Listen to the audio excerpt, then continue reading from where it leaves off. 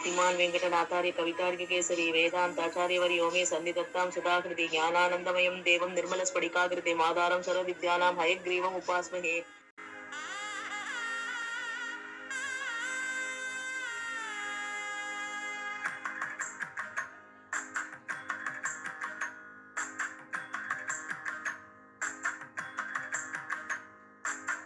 श्री विष्णुचित्त कुलनंदन कल्पवल्लीं श्रीरंगराज हरिचंदन योग दृश्यां साक्षात् क्षमां करुणया कमलामि वाण्यां गोदाम अनन्य शरण शरणं प्रपद्ये।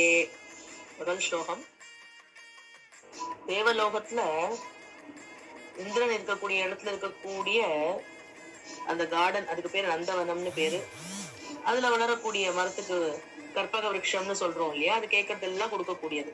அந்த மாதிரி பெரியாழ்வார் குலமே அதுவே ஒரு நந்தவனம். அந்த நந்தவனத்துல இருக்கக்கூடிய கற்பக கொடி யாருன்னு ஆண்டாள். இவள் கொடின்னா மரத்துல தானே சுத்தின்னு இருக்கணும். அதனால இது எந்த மரத்துல சுத்தின்னு இருக்கு அப்படின்னா ஹரிச்சந்தனம் அப்படிங்கிற திருவரங்கநாதன் அப்படிங்கிற மரத்துல சுத்தின்னு இருக்கா ஹரிச்சந்தன். அதனால இது பாக்குறதுக்கே அவ்வளவு அழகா இருக்கு அப்படின்னு சொல்றாரு.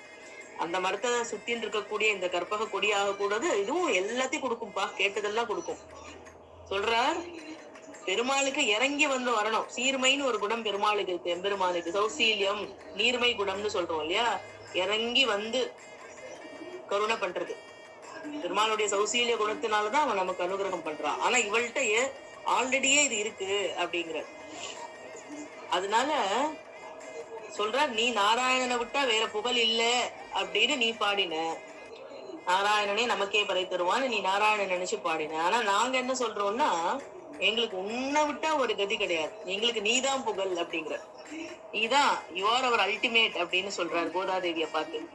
அப்பேற்பட்ட உன்னிடத்துல கோதாம் அனன்ய சரண சரணம் பிரபத்தியே, எங்களுக்கெல்லாம் நீதாம்மா, உங்ககிட்ட சரணாகதி பண்றேன். இப்போ நீ நாராயணனை வசப்படுத்தி எங்களுக்கெல்லாம் அவனுடைய அனுகிரகம் கிடைக்கும்படியா பண்ணிடுவ. அதனால உன்னிடத்துல சரணாகதி பண்றேன். பெருமாளை காமிச்சு கொடுக்கறதுக்கு வழி நீ தானே காமிச்ச. எப்படி பெருமாளை அடையணும்ன்ற வழி நீ காமிச்சு கொடுக்க. அதனால நான் உங்ககிட்ட டைரக்டா சரணாகதி பண்ணிடுறேன் அப்படின்னு இந்த பாசுரத்துல சுவாமி தேசிகன் சொல்றார். மேல என்ன சொல்றாருங்கிறத அடுத்த ஸ்லோகத்துல பார்ப்போம்.